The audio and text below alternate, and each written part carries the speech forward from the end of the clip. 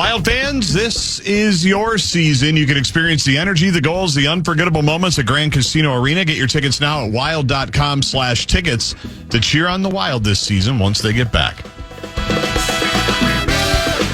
Before we get to the emotional return of the inbox, this is from 952 guy. Call me cynical, but if ICE gets another round of funding from the Democrats, they'll probably just turn around and do this in a different city. I wouldn't be at all stunned by that. And I'll say again, as much as the folks on the right are not going to want to hear it, or will certainly not agree with it, or at least some of them, that's the victory for the pushback that's taken place on the streets in Minneapolis and St. Paul. That goes back to the politics of it. The look got so bad that even Trump's Bobo said, we got to get out of there. Let's find some other place where maybe there'll be a little less pushback than there. I honestly believe the concerted nature and the tenacious nature of the pushback is a significant part of the reason that this thing's being drawn down, if it indeed gets drawn down to the degree that it was announced today. I think that's a significant part of the story, don't you? Yeah, and even moving to a different city is one thing, because they probably will. I think they are. I think, yeah. Well, I don't think there's any reason to think that they're not going to go with the same approach they wanted to come in here with, scorched earth. But I think eventually what happened here is there was so much pushback that then you had these scenes take place. Sadly, you had death. You had killings. And I think that goes back to the politics of it. That's the only thing individuals like this are going to understand. It's too bad a look. It might actually cost us some votes. So we'll make broad proclamations. Hey, we did what we came here to do. We did exactly what we came here to do. Everything's fine. And we're going to still be on you. But I think, so I share that individual's, I guess, skepticism. How are we doing on the volume? Are we decent? We're decent. Okay. And we can always improve. Take some time for people to get used to it again. Maybe. I agree. We're decent and we can always improve. And as always, Correct. We can take them during the segment. There's nothing that prohibits someone from sending a Dr. Dan's letter to jg@kfan.com right now and getting read before we are done. Should we do it? Yeah, let's start. It's time. Oh, that music. Been a while. Inbox. Oh, we get letters. We get your letters every day. We like to do it on Thursdays, usually right around 4:30. Today, a little bit earlier because I got to go to the barn. Oh, good for me. Dear Dr. Dan, boy, have I missed the Twin Cities, and especially the Vikings. I called it my home for a few years before I took a 2-year sabbatical. In those 2 years, I realized what home really means. It means all of you. I know I commented when I left, it wasn't about the money, but about what the money represented. I've seen the errors in my thought process. I want to get back to where people shovel my driveway, where I can wear chains with no shirt on and not get mocked, and pass to the best receiver in the league. Please welcome me back with open arms, and maybe a starting job at quarterback and $20 million guaranteed. Sincerely, Kay Cousins. Well, I'm glad you brought this one up, or we got this letter, because I was listening to The Project this morning. Yada. And Lieber stopped by. I can't remember if PA said this or Lieber said it. But what do you make of it? Because the opinion was, if in the end, because you don't have that many other options and several of them aren't going to be viable, it's Kirk Cousins coming back here. The suggestion was he's not coming back here to compete for the job. He is here because he will be told and will expect that he will start the offseason whenever he gets signed here, whenever he comes back, as the number one quarterback for the Minnesota Vikings. I heard PA and Nordo discussed that yesterday as well. Okay. And I was shocked because of how certain, because PA said, well, if he's coming, he's not coming to back up. I'm getting the job. So he said the same thing. So it was PA maybe, yeah. Yeah, well, or at least I'm sure it was he yesterday. said it today. Yeah. Yesterday, they talked about it as well. And I was stunned by that. And maybe I shouldn't have been. Maybe I should have assumed that. But I don't know if I'm on board with that either. I would not be. Yeah. That I am utterly and completely not on board with it. Cousins has no leverage at this point in his career. Sorry. I know people, a couple games late last season, he still had. I'm not, we'll put it this way. You can give him the leverage if you choose to. But A, I don't think he's going to have that many choices. And B, as much as I've said you do have to hedge your bet, I'm not so anti J.J. McCarthy that I'm saying he doesn't have a right this coming season to compete for the job. For me, it's always been, will you be willing to say the job is open? Right? That's very different to me than, calling Kirk Cousins and saying it's your job. Kirk Cousins is at the end, right? And I'm not even convinced he can hold up. But whatever he is at this point, and obviously he's more accomplished as a pro quarterback than J.J. McCarthy, I'm not willing to cede that much power to him. I don't. Now, maybe that means maybe he's right. Maybe he's right, and that means you lose him to someplace else that's willing. But is there really a team? Maybe I'm being naive, but I don't think there's that many teams that are automatically going to say to Kirk Cousins, "Come on in, and you're our number one quarterback." I'm not ready to do that. Are you? No, I don't think I am. No. I'd have to have now, it's more of a circus this way. Yeah. I get it. Training camp every day. The Jackals, it's red meat every day. Who took the lead, or where's this going, or when are you going to decide and make the announcement? And that's not any fun for an organization or a head coach, but you reap what you sow. And I think that's hedging the bet to me doesn't mean handing the job to anybody unless you can get Joe Burrow. Yes, that would be the guy. And frankly, even though this isn't going to happen, you probably would have to do that with Aaron Rodgers just because of his nature. But I don't even think that probably makes all that much sense at this point to say, JJ, you don't even have a chance to compete for the job this year. I'm not sure that's a message I'm willing to convey. Inbox. Oh, we get letters. See that? 5-1. That was a nice tic-tac-toe right there. That looked good. Is that another Kachuk goal? No, I think that was Austin Matthews. Yeah. Wow. Stars are coming out. We got a good team. Are you familiar with the old La Roja tiki-taka offense? Yeah, you taught it to me. This looks like tiki-taka on ice to me right now. When you see tiki-taka, you know. It's just flowing. The puck is moving. 5-1 USA over Latvia.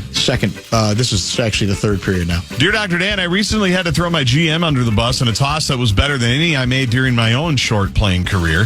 Now my owners are going to find another GM, and I'm probably going to be involved in the process of picking my new boss. My question is, could you put me in touch with C. Carter so he could introduce me to a new fall guy?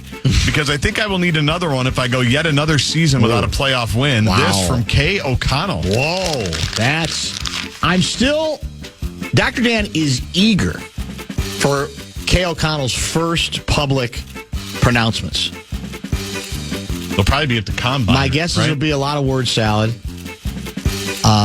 But, he has not emerged publicly since the big announcement, right? Because he wasn't at that presser, was he? No. It was the Wilfs. Correct? I'm Did pretty sure it anybody was else speak? I think it was just a Zoom, too, wasn't it? Was it a Zoom? Oh, you might be right. I don't remember. Maybe it was a press conference. Whatever it was, there was no one else involved. Yeah, that's always the danger when you fire somebody. There are legitimate reasons, I think, to make a move at GM. We know about all of those. We've talked about them for weeks, draft related. The numbers speak for themselves. But be careful on the fall guy thing. But my guess, though, now is that KOC has to be smart enough to know that he's on the clock. Whether that's fair, given the team's record, well, guess what? I mean, the GM had the same regular season record. Very good one. So I have to think he realizes that if he's not on thin ice, he's not in a position where he's going to be able to identify another fall guy, especially when it comes to the quarterback position. That's going to be very much on him, even more than Rob Brzezinski in the short term for sure. And that's where it's a vital decision on what you do, who else you bring in, and how you decide whether you're going to anoint anybody or you're going to just live with the circus that exists when you have a wide open quarterback competition, because that does not happen often in the National Football League. It really doesn't. No, that's true. You want to straddle and come back with some more? Yeah, let's do that. Let's stay on schedule. We'll get some more Dr. Dan's inbox items. Les Frazier will join us after the top 5 at 5. Stay tuned. Fam would love to give you some bonus bucks. It is our national cash contest, and the keyword for the 4 o'clock hour on this Thursday is bonus. Go to KFAN.com and enter the keyword bonus. Fan. Dave Chappelle returns to Minnesota February 16th with very special guest Clips. Don't miss out on this one-of-a-kind set at Grand Casino Arena. Tickets are on sale. You can get all the details at KFAN.com. Make the keyword calendar. Just because Cousins is told to be the starting quarterback doesn't mean that he would have to be the starting quarterback. Ex-Atlanta Falcons. That's the, Charlie. Yeah, maybe that's the bit. Maybe that's what they're thinking about on the project is he felt, kind of conspired against, set up in Atlanta, and that he's going to be on his toes, that I'm not going to go through that again. I'm not going to come back into a situation where I don't have more of a guarantee. I just, like I said, there are people who say that he has great leverage because the Vikings don't have a quarterback right now, one that's proven. I guess that's true. And there are quarterbacks, again, even veteran quarterbacks, that I'd be willing to go that far with. But maybe I'm underrating number 18. Would he be number 8 if he came back here again? But I don't have the appetite to hand the job to him. I don't. Now, I think there's a good chance he would win it in training camp, frankly. But it's a way you can go. I guess you can flat out say, here's what we're doing with JJ. We are not giving up on him, but his job is going to be to work behind whoever we bring in, including a wily veteran like Kirk Cousins. And he's going to learn a lot working with Kirk, although he doesn't work on Tuesdays, does he? Well, didn't he take an extra day off a week, Cousins? Well, he took the day off. Tuesday was the player's off day. Oh, that's right. He took it to the extreme. Quarterbacks aren't supposed to do that, though. They're not supposed to. But he did. But he wanted to go for a walk with Jules. And yeah, I don't. Which actually never really bothered me. But no, that wasn't. That ended up not I'm being guessing a big he deal. probably scanned some film. Jeff in Monticello, KFC will be providing a veritable Caesar salad now that he's top of the heap. Very well played. I like that, too. Maybe we start calling him Caesar Salad Guy. KFC, Caesar Salad Guy. That'll make it, that'll be fun. He'll probably bring you a Caesar salad then to the perch instead of water this year. Do you have the Latvian translation for butt kicking? I don't, but I'll get it by the end of it. See if you can get it by the end of it, because it's turned into, we were asking after period 1, when it was 1-1 between the U.S. men's Olympic hockey team and Latvia, what's the Latvian word for miracle on ice, which you found. Now it's gone the other way. 4 unanswered goals. We are up on Latvia with about 11 and a half minutes to go in the third period. 5-1. Shots on goal, 34-12. You know the problem with Olympic hockey? What's that? Like, maybe somebody could correct me if I'm wrong, but this is where you need, like, Tyrese Halliburton to go in and just eat some minutes. Yes, you do. You know what I mean? Like, yeah, you're right. You don't want your dudes out there. Yeah. We got Eichel out there. We got the Kachucks out. But, like, you got to play your team. I know they have some bench guys, but get them out. Get Christian Laettner out there and let him get some run. I don't love our uniforms. I assume we have more than one. These are okay. They seem kind of nondescript to me. I thought a couple of the other countries had nicer uniforms than we did. What do we, I mean? I don't know. I don't know what I'm looking for exactly. It just seems. It says USA. It's red, white, and blue. No, I get it. I just doesn't do much for me. Anyway, it's all aesthetics. We ready? Yeah, well, you're the guy who's pounded into my head. It's all about uniforms now anyway. There's a million of them, and Not it's just with the way USA. it works. USA is a classic. Well, no, you can still comment on the design itself. I find it, I don't know, I wanted something grander. Doesn't seem very grand to me. I wonder how often we've even changed it. Well, that's a good question. I assume, is it tighter in terms of the rules when it's Olympic uniforms? Probably. Probably is, yeah. Right about that. I kind of see what we did in like 1980. You know, what they looked like back then. Yeah, that's a good point. Well, then it probably wouldn't have mattered. Let's face it. I mean, it could have been the ugliest uniforms ever, and because they did what they did, nobody's going to have to pay attention to it. It's for Dr. Dan's Inbox. By the way, just an editorial comment here. On February 12th, Dr. Dan's Inbox, the Vikings season has been over for how many months? A month and a half? Yeah, feels like longer. I'm just using round numbers, but let's say we got 10 letters. Right. Feels like 8 of them have been about the 80% Vikings. It's just all Vikings. So we're going to pivot to another sport quickly. Right. Dear Dr. Dan, I always knew I could play. I just needed a break from C. Finch. Chicago has everything I need. No hopes, no dreams, no desire to win. They let me play as much as I'd like. It's way more fun to get my 30 minutes than to actually be part of a championship caliber team. I'm sure T-Wolves fans are begging for me to come back, but it's too late. By the way, the mood, much better over here. R. Dillingham. That's a good departure.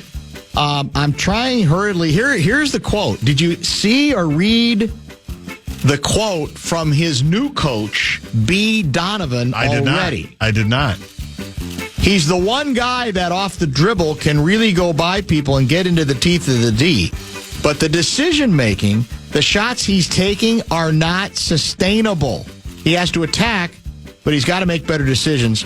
I think that will come in time. That's the key question. Because that scouting report is exactly why Finch didn't play him very much, and eventually why I couldn't blame him, even though I was on the Dilly bandwagon. If you're making continually the same bad decisions and almost forgetting that you're not in college anymore, and you're not going to be able to finish the same way physically that you did at the NBA level as you did in college, then at some point, a good team, they can't keep throwing you out there. So maybe, as B. Donovan hopes, he will figure it out. But that's the key question. And what's scary is he hasn't come close to figuring that part of it out yet. And a lot of that is basketball IQ. Yeah. A lot of that is judgment more than anything else. And it's uncanny because I could have read that quote just assumed it was from Finchy as much as from his new coach, who's just had him for a day and a half. And B. Donovan's already saying the same thing. Did you see the Jay Cowley tweet about R. Dillingham? Is he hammering him already? No. Oh. First of all, classic Cowley calls him Danger Rob, is what he calls him. Danger Rob has something. Would like to see him get 30 minutes a game the final 20 games, but won't happen. Well, that does pose the compelling question on him, where you go, we aren't going anywhere. Right. So maybe the way he's going to figure it out, his best chance to figure it out, is to lower our heads and let him continue to make those mistakes, but play 30 minutes, and maybe over the course of that time, there's a better chance he gets to that other spot. It's much easier, I think, should be much easier for the Bulls to live with that result, because they have zero at stake right now, unless I assume they're tanking like everybody else is tanking at this point. As they traded away a lot of their pieces. Did you see that? Speaking of tanking, did you see what Utah did? No, but who's the big man? Jackson, that they just got from Memphis? Yeah, Jaren Jackson. They're shutting him down for the season. Now, they claim it's because he's going to have a procedure on I think on a carbuncle or something, or goiter. He's got something. The question is, well, does he really have it? Does the procedure need to take place now, or is this just your excuse? Yeah. In a time where a lot of people are spending more time talking about tanking for lottery position, to give yourself some cover. Well, one thing you've always told me is that you don't want to let a carbuncle or a goiter fester. No. You need to lance them. You need to take care of them right away. I think you drain one of them. Yeah, or is and that you a boil? Starve the other. I can't remember. You're right. It's time for Dr. Dan's Inbox. Didn't we lose to Utah too, by the way? Oh, we got The letters. Wolves? People are saying that's the classic Team USA uniform. That's what I thought. It doesn't. I don't know. It's all right. That's fine. Dear Dr. Dan, cute little stories about officiating and judging errors in this Olympics. Are you aware of a little basketball game that was played in Munich in 1972? The stage was set. The piddly Soviet Union team with a bunch of guys who would smoke cigarettes while on the bench and more than likely took bribes to take a dive against me and my American brethren. For the kids out there, Dr. Dan, remind them before this game, USA basketball was an unprecedented 63-0 in Olympic hoops. Yeah. While the game wasn't pretty, nor were the length of the shorts or the chest hair on our opponents, we fought hard. As one of us Minnesotans and the leading scorer for Team USA in that game, I thought I'd bring this to your audience's attention. It took three blown calls in the final 3 seconds for them to pull off a 51-50 victory over my beloved USA. Don't get me started either on the cheating shooting guard that they had. While ice dancing is cute and the judges make mistakes, this game was the biggest fraud of all time. This from all-time great Gopher Jay Brewer. Oh, Jay Brewer. Jim Brewer. Yes. Well, that's a great callback. There's been documentaries about this game. Yeah, really good ones. I think it was the winning basket was, I want to say, scored by Alexander Belov, who I think is dead. There were two Belovs for the Russians. There was a Sergei Belov and an Alexander Belov. And maybe tomorrow we dig a little deeper about that game, because literally the last play of the game was replayed 3 times. Terrible. 3 times. Yeah. Basically, first time they didn't score. No. I don't even remember what the alleged violation was. Then it was, we gave them a second chance. They didn't score. And we said, no, come on, let's give them one more chance. And sure enough, they scored on a layup. Now, the game should never have been that close. Right. But nevertheless, it was, of all the, I guess you could say, officials jobbing stories in Olympic history, from a team sports standpoint, that stands alone. And in fact, I believe we've discussed this before, most of the members of that team never accepted their silver medals. They're like in some vault somewhere because they were never, they rejected them from the beginning. I think it was the Redeem Team documentary that just came out about the 08 team. Yeah. That Coach K coach, remember when we changed everything after the embarrassment of 04? And he, obviously, because he knows Doug Collins well, he had Doug Collins come in and talk to the team. And all those years later, he was still completely rattled. Completely. It affected the LeBrons and the Kobes and the Durant. They were all like, oh, my God. Like, I was living and dying with it as little Danny Barreiro. Sure. I mean, it was massive. And, and by the way, these are supposed to be like the throwback to the 1980.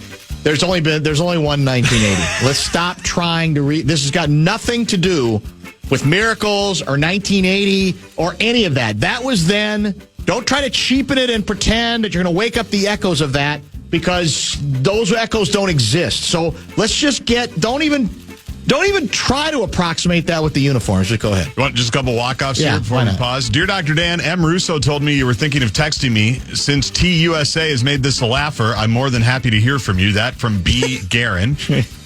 Dear Dr. Dan, nobody said anything about a maximum hot dog allotment. That from Jay Kaminga.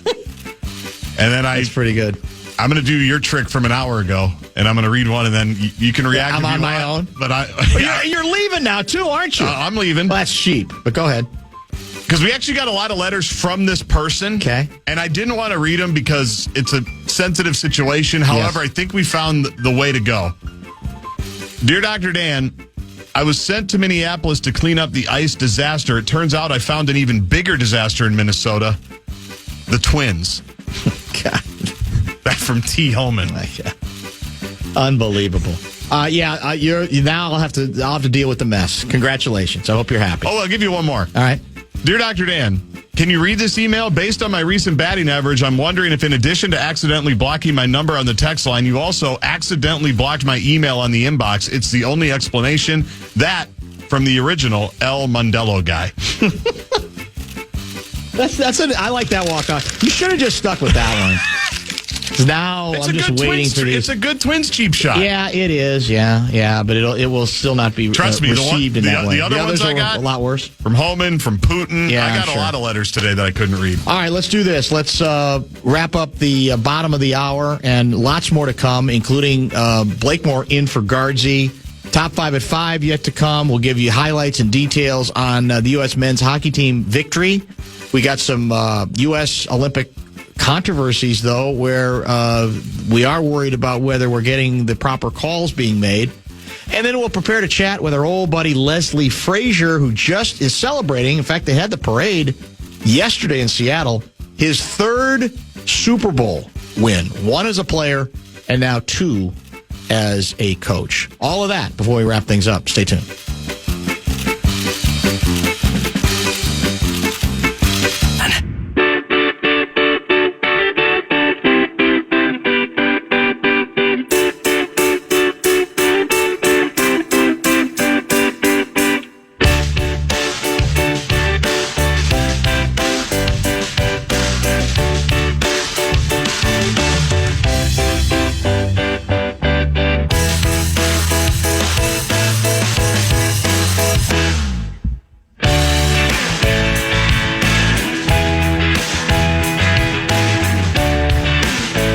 Bradshaw and Brian KFAN text line is open to each and every one of you. Those of you who have not been blocked at 64686. Closing minutes in Italia.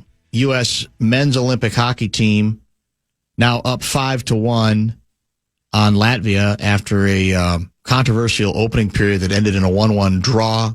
We have not looked back.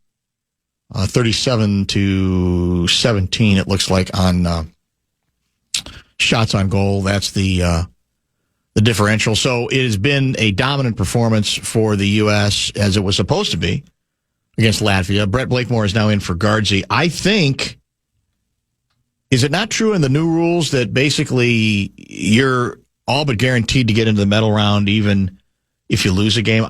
Once upon a time, it actually mattered. The so-called prelim round. I'm not even sure it matters at this point. Not that you want to lose to anybody, certainly not Latvia, who I think we were 5-goal favorites, but, you know. Yeah, I'm not sure how all the permutations work for that, but I'll tell you, if the U.S. plays like they did, even 50% of what they did in the second period, they're going to be in good shape going in the medal round. They did. They became rather dominant in that period. And the passing was good. Everything. I likened it, like I said, to the tiki-taka passing system that La Roja, from international, from, the some of the great La Roja Spanish soccer teams. It felt like the same thing. The puck was moving, all was well, but that's sort of what you're supposed to do, I think, against Latvia. Did Canada play earlier? They did. And they dominated as well? Yeah, I think they won 5-rip over Czechia. Okay. Czechia. Yeah. All right. Yeah. Fair enough.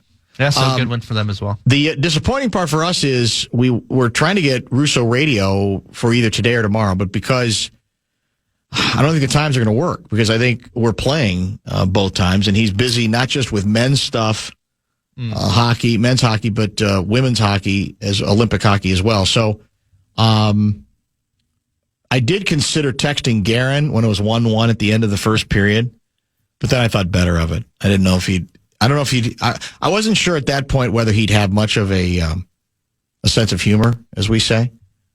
Not so much. And I'm guessing he would not, my guess is he would have ignored the text, but it still would have annoyed him if he deigned to look down on his phone.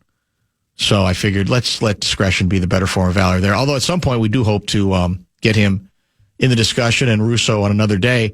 I'm off Sunday, so because that would have been another option. Although because the time difference would work there. They're ahead of us. So a Sunday sermon's appearance might have worked, but in this case we'll have to find it for another time. This is from, was it 507 guy? Let's see. I think it's 507. Yeah, 507 guy. Can you just let me know if I've been blocked or not? Well, if I'm reading your text, that should answer your question, right? Yeah. Because that would seem to indicate. Now I'm wondering if I should block him, because it sounds like he's feeling guilty about something. So then I say, well, maybe that one. Yeah, maybe I should block him at this point. Dan, any comments on the latest pay raise / incentive for PJ Fleck for maintaining mediocrity? The bar's too low.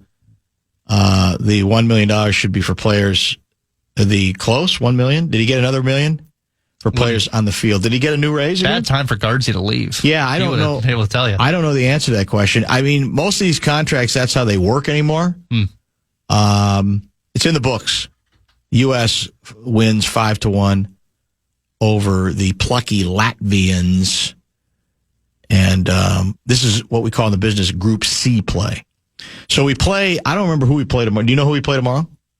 I think the men have a day off. Oh, they do. I thought they were playing. Oh, maybe it's the women tomorrow, and they are playing about the same time.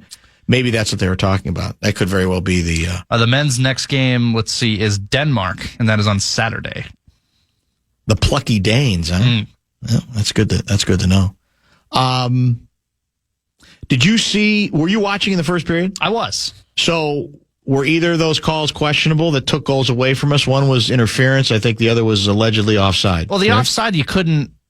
From every angle that they showed on the broadcast, you could assume, but you didn't think it was. But you couldn't officially tell, in my opinion. I mean, you could line up where the puck was moving and where it would be behind the guy's skate, and geometry your way to calling it offsides. That's what they did. The other one, the interference, I get the international rules are different and it's being in the crease, but it's still, to me, that's a bad rule because he didn't interfere with the goaltender being able to do his job for my money. Okay. But I'm being biased, of course, for the red, white, and blue. It just felt like with the two posts, the crossbar, the 2 goals taken back, it was like, are we approaching? And that was just one of those nights. Are we getting into that territory? And thankfully, in the second period, they just put boot to ass. I want to get. I don't know that we need to spend a lot of time on this. Where did it go? No, that's not it. Let me just keep scrolling. Let me find it. Maybe I can find it via StarTribune.com. I have to admit that I am. I have a hard time, like I said, wanting to vote much of any attention on your favorite baseball team, well, not yours, but the Minnesota Twins. And but this story is getting, I think, a little bit of headline. Oh, by the way, Jessie Diggins. Did Diggins won a bronze today? Is that correct? Bronze medal in cross-country skiing. She's one of us. Afton's own. That's the 4th Olympic medal of her career. She finishes 3rd in the 10-kilometer freestyle race. That was earlier today at the Milan Cortina Games. So here's a story that's getting way too much of a headline, in my view, because of the name. What's going on here? Let's get this ad out of here. I don't want to read the ad. So I'm at StarTribune.com, and then an ad popped up almost immediately. So have you seen the headlines? Well, it was part of the one of the iHeart Sports updates, too. We've signed an all-star closer named Liam Hendricks to a contract. And so if you know nothing other than that, you go, whoa, whew, Twins getting serious about this thing. Well, it's a minor league contract. He gets an invite to the big camp. He's 37 years old. And, after he left us the first time, he turned into a really good relief pitcher, right? 114 saves from 2019 to 22. But as Bobby Nightingale points out via StarTribune.com, he's barely pitched the past 3 years. Missed most of the 23 season. In that case, battling something quite serious, non-Hodgkin lymphoma, in remission after 5 months. Then required Tommy John surgery. That sidelined him through the 2024 season. Last year, he pitched 13 innings, had an ERA of 6.59. So, again, there are people, even a couple people that texted like, oh, interesting name. Yeah, once upon a time. And I mean, I know there's nothing to lose. I get that. But let's not, when you put in the headline, former all-star closer, that's technically true. But it makes it sound like a much more ambitious and sizable move than it really is. You know what I'm saying? It's like calling Shedeur Sanders a Pro Bowl quarterback. Well, very similar. That's true. It's not all that different. I do have another Olympic scandal to get to that I'd missed. This involves 2 Olympic skiers. The South Korean cross-country skiing duo Han Da-sam and Lee Woo-jin were disqualified from the women's sprint event. This was earlier in the week. This was Tuesday. Caught using an illegal substance on their equipment. They tested positive for something called, is it pronounced fluor? F-L-U-O-R. Do you know what fluor is? I'm not familiar. It's a fluorinated wax that was banned years ago because of the harm it causes to both humans and the environment. Previously had been used to improve the glide of ski blades. Initially adapted from use on sailing boats where it improved their gliding ability. Big advantage in wet or humid conditions. The duo entered the event ranked 157th, 158th, so neither was likely to challenge for a gold medal.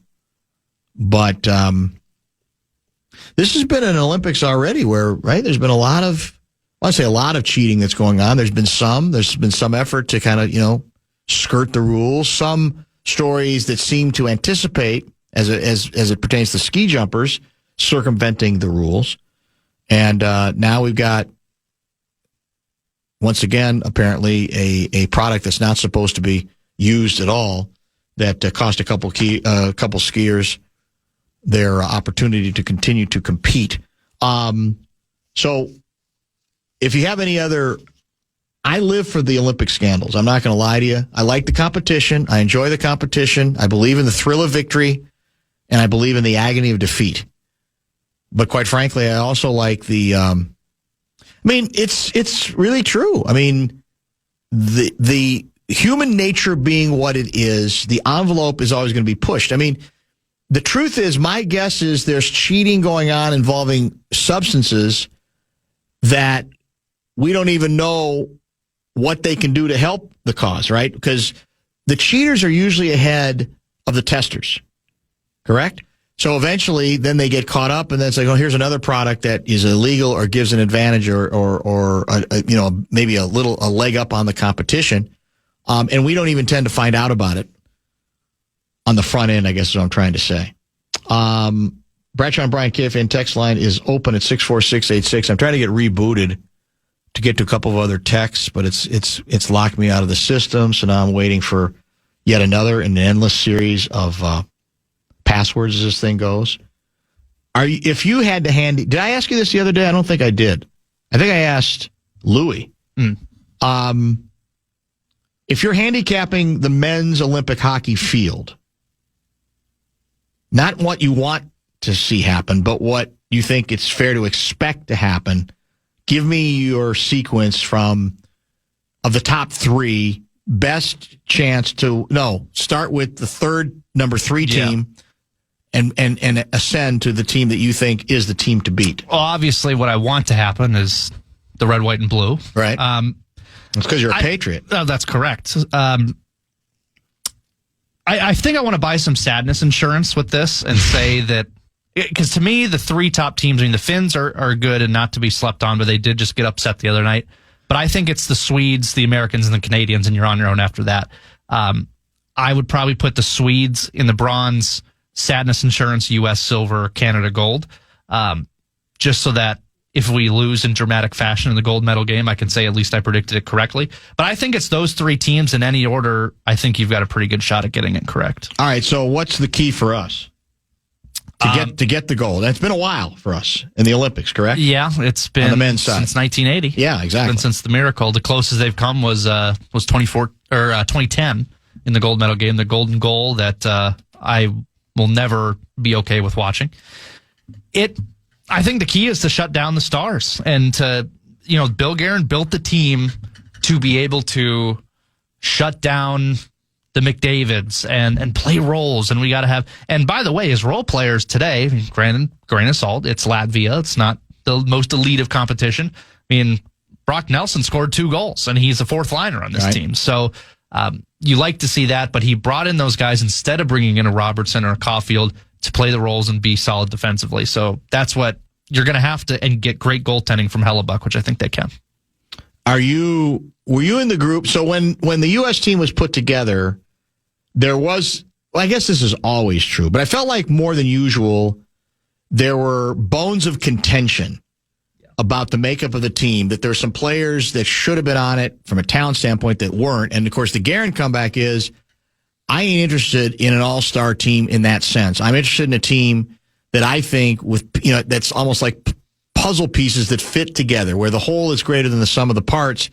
I want different players who I think I can count on to do certain tasks that need to be done to give us the best chance to win. Mm-hmm. And I don't care about the talent thing. So did you go into it saying, well, I got to say, I think there's 2 or 3 players that probably should be there that aren't, or that the wrong players are there? Are you perfectly content with the makeup of the decision-making when it comes to who's on this team? I think that especially Robertson and probably Caulfield as well are good enough to make this team. And I've been saying for years with the Wild that scoring to me is my number one priority. And I get we need roles, we need penalty killers, and we need grinders, and I understand that. But to me, what has held back the Wild for so many years in the first round is the ability to go, okay, the first line is getting shut down. We need goal scoring from the second line and the third line, and it doesn't come because they're not that depth and scoring wise. But when it came to this team, there's so much equity in the 6.5 periods they played against Canada in the Four Nations face-off to where I can't really get that mad. They skated stride for stride with them for 2 and a change games.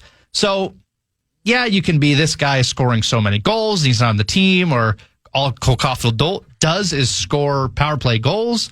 I understand that, but at the same time, this is the same team that was right with Canada, and why not run it back? Because at the end of the day, they were one weird overtime goal away from, and one defensive breakdown away from still being in that game. So I like the team. I do think Robertson and Caulfield are probably good enough to make this team. All right. As I mentioned, we'll have our lengthy conversation that we taped right before the show with former Vikings head coach Leslie Frazier, who is basking in the success of the Seattle Seahawks. He is the assistant head coach and really tells us that he dabbles in offense and defense, even though defense, of course, historically has been his specialty. His third Super Bowl ring is coming his way. We spent a lot of time on the purple, his time here. We spend a bunch of time on when he was a member of the Chicago Bears. He was one of the elite cornerbacks of that 1985 Bears team that has become rather mythic. And we also cover his own disappointment regarding the racial makeup of the individuals who have been hired. There were 10 openings for head coach in the National Football League. And he has some disappointment in terms of who did not end up getting hired, or at least the opportunity to ascend to head coach. He does talk about his own feelings regarding his future as a head coach, if there might be another opportunity for him as well. So that's going to come up. I think it's running in 2 parts, right? Because I think we're going to start it at 5:15. I think because the interview was pretty close to 30 minutes, I believe, before we wrapped it up. We just got going on a number of subjects. Some of them will be painful. I'm not going to lie to you. Some of them are going to be painful to Minnesota Vikings fans. But we cover a lot of other aspects of a great career. The guy's been one of those glue guys, I think, around the league. Big-time defensive coordinator, assistant coach for quite some time. And now kind of the right-hand man to Mike McDonald, the very young, with it and wow, Seattle Seahawks head coach as well. 64686 is the Bradshaw and Bryant KFAN text line. Are you prepared for a top 5 at 5? You had to come in late. I hope you can get it done. Yeah, I've got enough stuff. You think you got enough? I think so. You so. want to tease with anything? More Olympics hockey talk. Wolves win yesterday going into the break down the Twins trade. I might even break down this border cross race that's going on because I love this event. You love this event? This is so much fun to watch. Oh, this is just pretty good. It's just a snowboard race down the hill with different jumps. It's flat out. So they're all competing at the same time, you're saying? It's just a race through curves and jumps, and they run into each other. It's good. Fantastic. By the way, does he acknowledge Olympic hockey? It's not the NHL, although the NHL's in it. But I mean, he's such a wild guy. Does he? I mean, because we've had plenty of hockey conversation today, but it's been more Olympic hockey conversation. I mean, I could say Quinn Hughes played great, and Matt Boldy played great, and true. Brock Faber played great. Besides the weird frustration penalty at the end. Look at that backdrop. Yeah, look at this. Beautiful. Look at this. Yeah, this is big time. I could watch this all day. Is this new? This event? No. They've had this for a while? I love this one. Yeah, I don't remember Border this. Cross. Yeah, this is pretty good. And nobody's wiped out. So, boy, it's a dominant. How far are they going on this one? Do you know? It's a pretty long. This is like a marathonish kind of a board race. All right, we'll give you an update on who's ahead. This is called the SBX Small Final. What does that even mean? Do you know? The small snowboard cross. Okay, I think is the abbreviation. It's a beautiful backdrop there. The mountains. You got a little bit of cloud. It's very, very attractive. Americans in the lead here. Good camera angles too. We'll come back and give you maybe an update on who wins this race. And Blakemore has plenty more for top 5 at 5 next.